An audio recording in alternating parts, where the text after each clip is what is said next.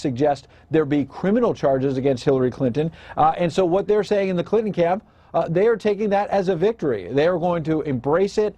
Brian Fallon, a Clinton spokesman, saying a moment ago on Twitter, quote, "We were always confident nothing would cause the July decision to be revisited. Now Director Comey has confirmed it." I think what's most remarkable for James Comey, of course, is that his credibility had already been under fire in July when he walked up to the line of saying the laws were broken and then didn't do anything.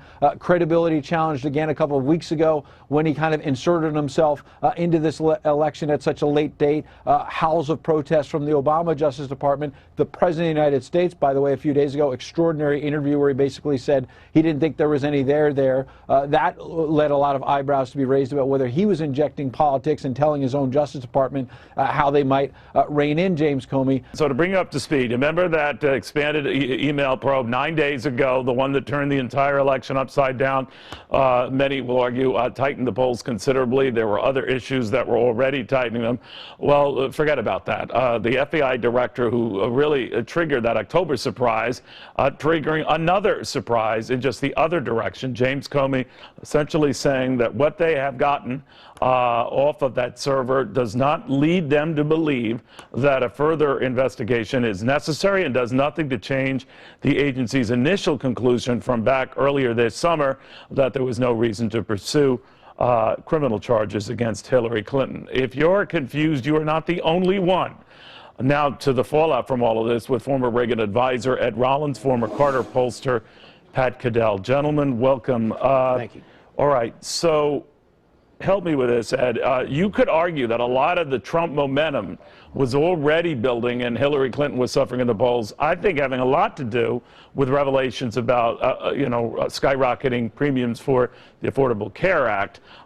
This probably helped Donald Trump. This is out of the equation for now. Will it move the needle or do anything in the next couple of days? I think it leads to the whole basically premise that Washington is corrupt and that I'm not accusing the director of being corrupt. I'm basically accusing the director of having taken a sledgehammer and smashing the statue of justice in the lobby of the FBI building. He is basically, he doesn't know what's in those 650,000 emails. First of all, the emails should not have been in anything that former Congressman Weiner had in his possession. He doesn't have any clearance whatsoever. So if you're saying there's a 650,000 emails in there that were delivered from Huma or what have you, then there's not a classified document in there, I think that's absurd.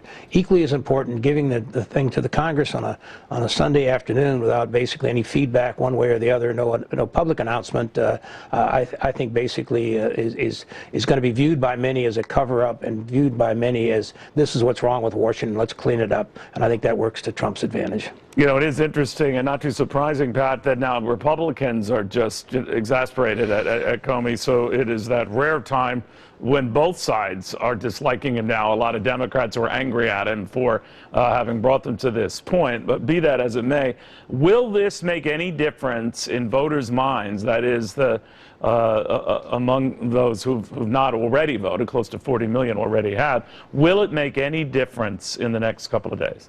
Who knows, really? I don't think so that much. I think that what we have here, because I think the big wheels are in motion, as they were before this. There was that narrative developing. If Trump won, it was Comey. I think it gave some help to Trump, but that was already moving to the bigger stage, and I have a different argument. But look, you have the President of the United States, who has twice before said Hillary Clinton was innocent, before any investigation was done, that she had done nothing wrong, and then he attacks Comey the other day. You have the Justice Department, which clearly it is so much worse. It is the Eric Holder, Loretta Lynch Justice Department, which we know has been trying to trample down investigations in a way not even the Mitchell Justice Department did. It's what Ed said about corruption.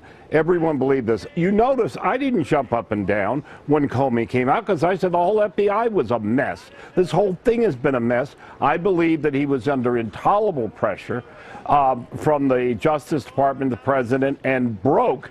There's no way you could go through, as they assured us, 650,000 emails and know what was there. All right, we should just say here, Brian Fallon, of course, as we just updated a little bit earlier, had been saying with the Clinton campaign that we were always confident nothing would cause the decision to be revisited. Now Director Comey has confirmed it. Well, then along came Kellyanne Conway to respond in a pretty crisp tweet herself. Then why did you, talking to Fallon, your colleagues and your candidate, attack Comey and his credibility? Will any of this resonate one way or the other, Ed Rollins, among voters who I suspect are pretty confused? Well, I think the vote, people who are committed to Trump and committed to Hillary are pretty much there. I think on the same day that you discover that the maid in Mrs. Clinton's household was Xeroxing confidential documents, basically running around, faxing, what have you. The same day you discovered that the foundation that was supposed to do all this good around the world was paying for daughter Chelsea's wedding, employing her, doing all kinds of stuff, and for the FBI director to step out in the afternoon and say, guess what, guys, we've quickly looked at all 650,000, and the decision that I made before, which there was a lot that she didn't do or should have done, but I don't find anything that changes my opinion, I think is so absurd. And I think to a certain extent, a man I had a lot of respect for, Mr. Comey, I think I have much less respect. But I think relative to the election, I think people who don't want the mess that's there are going to stay with Trump.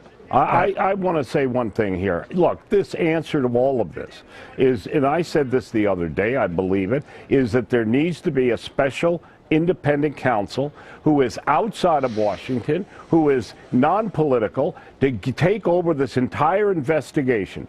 The Justice Department can't be trusted. The FBI is in chaos, and we need a legitimate investigation. And as Ed said, we still have the foundation. And by the way, I guess it's okay that the maid was Xeroxing and faxing confidential and often classified documents, but you know the public. We don't know that. To be fair, we don't. Okay, we don't know that.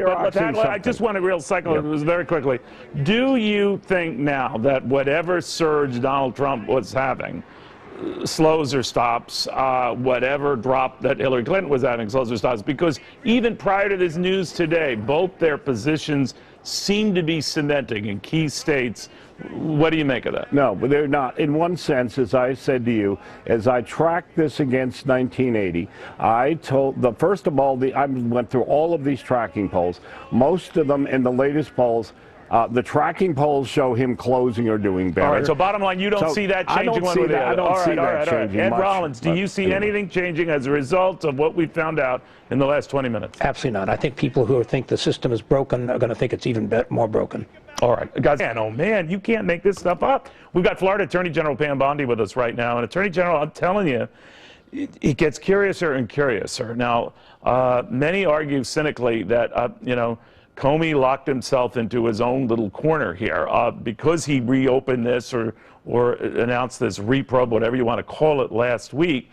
He was obliged to update us if something had changed or whatever. And the change was that no, nothing in those emails, at least that had been detected off of Anthony Weiner's server, looked worthy enough to change the original read not to pursue a criminal case against Hillary Clinton. What do you make of that? Well, Neil, this confirms everything Donald Trump's been saying about the system. The system is dysfunctional, the system is broken, and Hillary Clinton is the system. This is the entire system in D.C., Neil, and think about the way that was crafted. And again, I know we're all still trying to digest it, but he's referring back to his July conference about the emails. So let's look at it in the light most favorable to Hillary Clinton. So he's still saying she was extremely careless. No one who is extremely careless with classified emails can have a security clearance, especially the President of the United States of America. Well, by the way, you hit on a theme that Paul Ryan, the Speaker, just echoed in a statement. And I haven't heard that yet. Well, let me pass this along. But regardless of this decision, this is coming from Speaker Ryan. The undisputed finding of the FBI investigation is that Secretary Clinton put our nation's secrets at risk, and in doing so, compromise our national security. What will come of that, do you think? Well, how can we have a president who cannot have security clearance? It's unreal to me. But Neil, stay with me for a minute on this. So he was talking about the emails. You still have, as I heard you say earlier, I think what he said was very specific about those emails. You still have the whole Clinton Foundation out there. No, you're right. But are you saying that there's a possibility? No, I just want to be clear. You're not saying that if she's elected this week, Hillary Clinton, that she, as President of the United States, the Commander-in-Chief would not get security clearance or should not get? I think she'd have I don't think she should at all.